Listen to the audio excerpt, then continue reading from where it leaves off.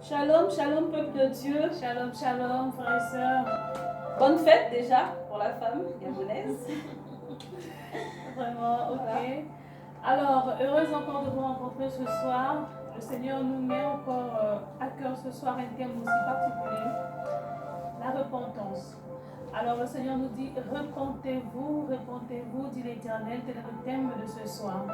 Et nous allons comme texte d'appui, ici, nous avons Acte 3, versets 14 à 21. Alors, sans plus tarder, nous allons aller dans la lecture. Alors, Acte 3, verset 14.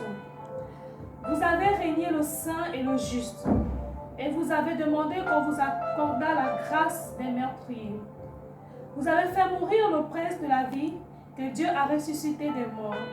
Nous en sommes témoins. C'est par la foi en son nom que son nom a raffermi celui que vous voyez et connaissez. C'est la foi en lui qui a donné à cet homme cette entière guérison, en présence de vous tous. Et maintenant, frères, je sais que vous avez agi par ignorance, ainsi que vos chefs. Mais Dieu a accompli de la sorte ce qu'il avait annoncé d'avance par la bouche de tous ses prophètes, que son Christ devait souffrir. Verset 19.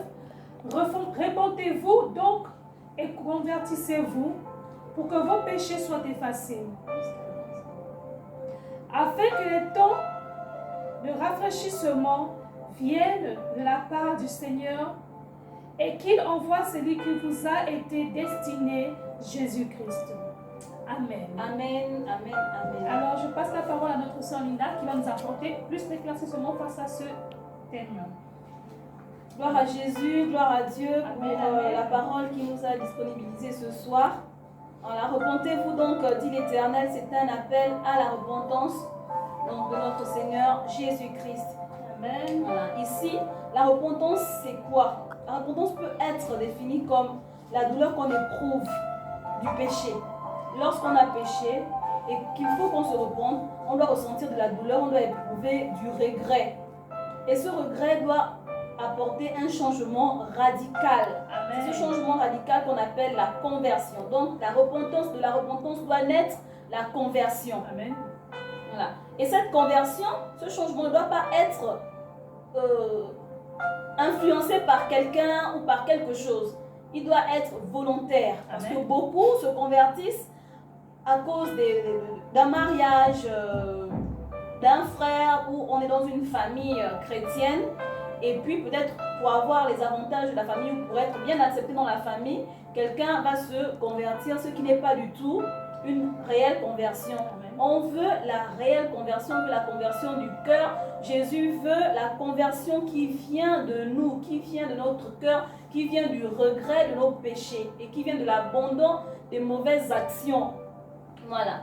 Donc ici, je veux m'adresser donc à quelqu'un ce soir, à quelqu'un qui veut s'approcher du Christ, mais peut-être devant son comportement, devant ses agissements, devant sa vie, la personne a des difficultés.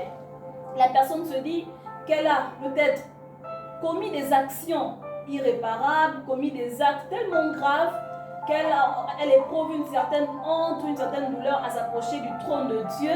Mais ce soir, mon frère, ma soeur, je tiens à t'annoncer une excellente nouvelle parce que Jésus pardonne tous les péchés. Amen. Il faut juste se repentir. Amen. Il faut juste reconnaître ses péchés et éprouver de la douleur, éprouver du regret et venir à Jésus. Il nous les pardonnera. On va aller dans le texte de 1 Jean 1 en son verset 9. Alors, 1 Jean 1, dans son verset 9, nous dit: si nous confessons nos péchés, il est fidèle et juste pour nous les pardonner et pour nous purifier de toute iniquité. Voilà. Amen. Donc, la Bible est claire.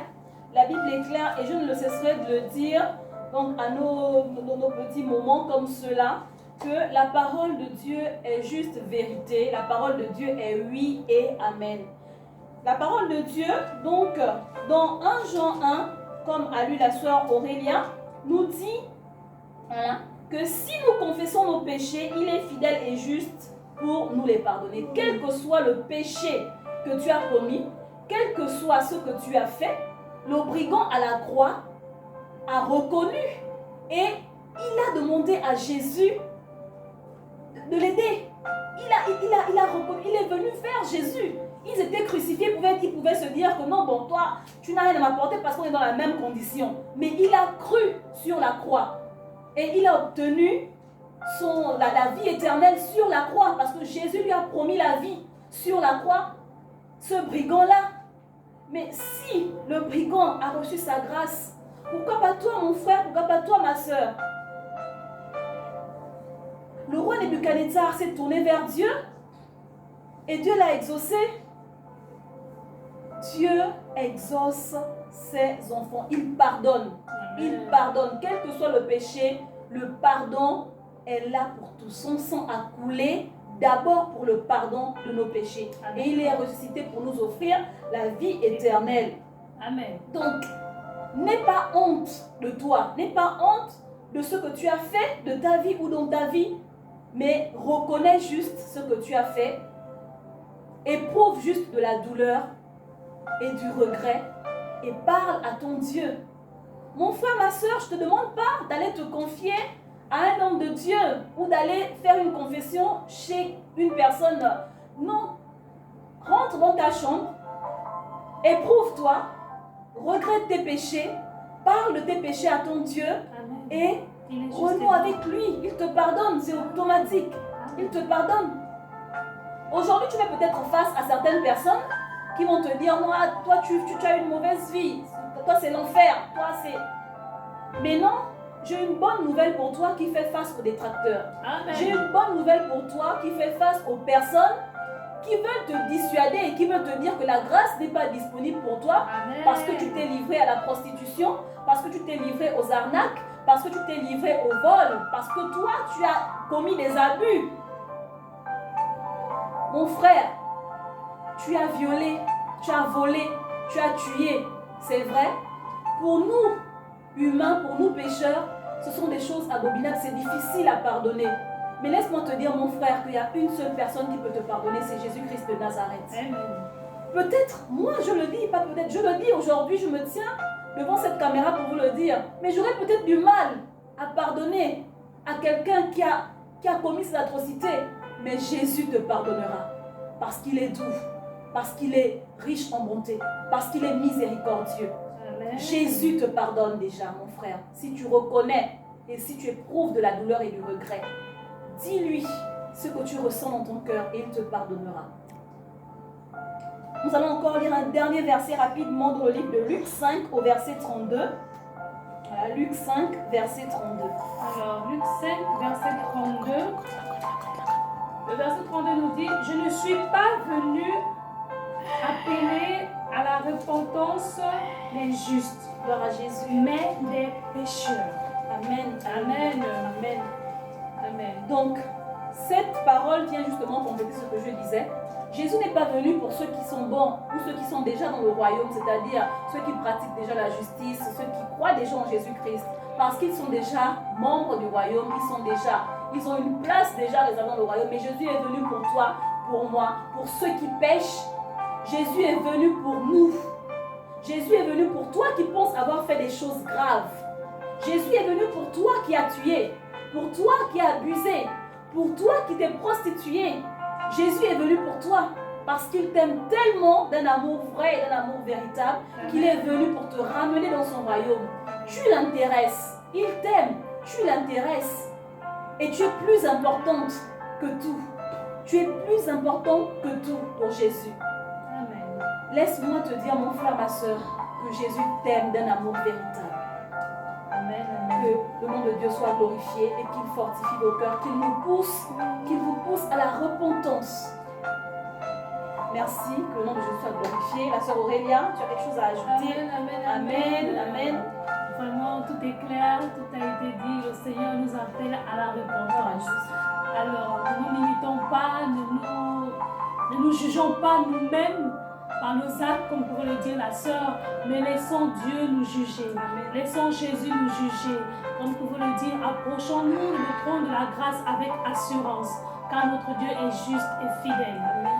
Alors donc, ce soir vraiment que Dieu touche encore nos cœurs, que Dieu touche encore le cœur d'une frère et d'une sœur, afin qu'ils puissent arriver à la repentance, afin qu'ils puissent se confier à son Dieu, confesser ses péchés et se repentir auprès de Dieu. C'est tout ce que je pouvais ajouter encore ce soir et bénissons encore le nom de l'Éternel. Amen. Amen. Alors nous allons lever nos voix afin de glorifier le nom de notre Seigneur. Éternel, nous te bénissons, Père éternel, Dieu Tout-Puissant. Merci Seigneur, toi qui veilles encore sur nous. Merci, oh Dieu de gloire, toi qui nous enseignes encore ce soir. Père éternel, Dieu Tout-Puissant, tu veux encore, Seigneur, Dieu de gloire, que tes enfants, Père éternel, Dieu de gloire, arrivent à la repentance. Éternel, Dieu de gloire, nous te bénissons, oh Dieu de gloire.